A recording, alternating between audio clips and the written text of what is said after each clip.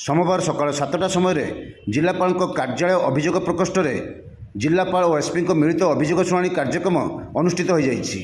एही कार्यक्रम में जिलापाल सूर्यवंशी मयूर विकास, एसपी प्रत्युष दिवाकर, अतिरिक्त जिलापाल राजस्व हेमंत सिंह, जिला परिषद मुख्य कार्यनिर्वाही अधिकारी संजय राउत, उपजिलापाल शिव मालव्य, जिला मुख्य चिकित्सा अधिकारी डाक्टर अमूल्य दास प्रमुख जोगदे जनसाधारण को अभियोग शुणा सह तार समस्यार समाधान करथिले।